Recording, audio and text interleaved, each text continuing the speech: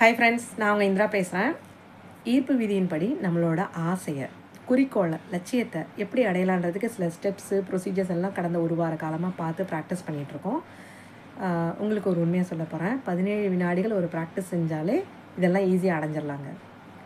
ஆனால் அந்த 17 வினாடி பண்ண போகிற ப்ராக்டிஸுக்கு அடித்தளமே நீங்கள் இது வரைக்கும் பார்த்த வீடியோஸும் அந்த ப்ரொசீஜர்ஸும் தான். ஸோ கவலைப்படாதீங்க, எதுவுமே தேவையில்லாத விஷயங்கள் கிடையாது, எல்லாமே உங்களுக்கு தேவையானது தான். இப்போ இந்த 17 வினாடி நம்ம என்ன பண்ண போகிறோம்னா, நம்ம ஆசையை, குறிக்கோளை ஒட்டின எண்ணங்களை மட்டுமே முழுசாக நம்பி, எந்தவித சந்தேகமும் இல்லாமல், கவலையும் இல்லாமல், அதை உணர்வாக கொண்டு வந்து உங்கள் உடம்பில் அதை பதிய வச்சு வாழ்ந்து காமிச்சுக்க போகிறோம். வாழ்ந்து காமிச்சு அந்த பரிச்சயப்படுத்துகிறோம். நம்ம உடம்பையும் மனசையும் அந்த உணர்வுக்கு பரிச்சயப்படுத்தி பழக போகிறோம். அந்த 17 வினாடிகளை 34 வினாடிகளாக எக்ஸ்டெண்ட் பண்ணலாம், 68 வினாடிகளாக எக்ஸ்டெண்ட் பண்ணி அந்த பழக்கத்தை அடிக்கடி கொண்டு வர்றப்போ பிரபஞ்சமானது இவருக்கு இது அதிகமாக இது பழகிடுச்சு, அப்போ இவர் நம்புகிறாரு, நம்ம உடம்பும் மனசும் நம்ப ஆரம்பிக்கும். இவர் நம்புகிறாருன்றதுனால அந்த நம்பிக்கையை நிச்சயமாக பொய்க்க விடாது, உண்மையாக்கி கொடுத்துரும். ஸோ அந்த அலைவரிசையை நம்மளுக்கு செட் பண்ணி கொடுத்து நம்ம அதை அடைஞ்சிருவோம். இவ்வளோ ஈஸியாங்க. ஆமாம்.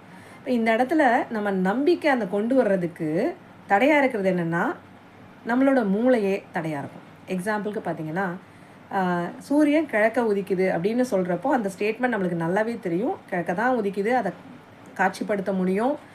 அண்ட் அதே மாதிரி எந்த கவலையும் இல்லை, அதில் எந்த பிழையும் இல்லை, சந்தேகமும் இல்லை. ஆனால் அதே இது இப்போ நான் ஒரு 5 கோடி ரூபாய்க்கு வெளிநாட்டு கார் வாங்க போகிறேன் அப்படின்னு நான் நினைக்கிறேன். இதுதான் என்னோடய ஆசை. உன் சம்பளம் என்ன, உன்னால் வாங்க முடியுமா, இதெல்லாம் என்னை யோசிக்க வைக்கும் என்னோட இடது மூளை. யோசித்து இதெல்லாம் உன்னால் வாங்க முடியாது, வாங்கினாலும் ஏதாவது பிரச்சனையாச்சுன்னா நீ எங்கே ரிப்பேர் பண்ணுற, எதிர்காலத்துக்கு போயிடும். கடந்த காலம், எதிர்காலம், இது எல்லாத்தையும் சொல்லி என்னை குழப்பி விட்டுரும். அப்போ எனக்கு ஒரு சந்தேகம் வந்துடும். இதை கொஞ்சம் அதனால் இந்த இடது மூளையை நம்ம லட்சியமோ ஆசையோ நிறைவேறப்போ கொஞ்சம் தூங்க வச்சுட்டு, வலது மூளையை பயன்படுத்தி அது காட்சிப்படுத்துதல், அதில் அது எக்ஸ்பர்ட்.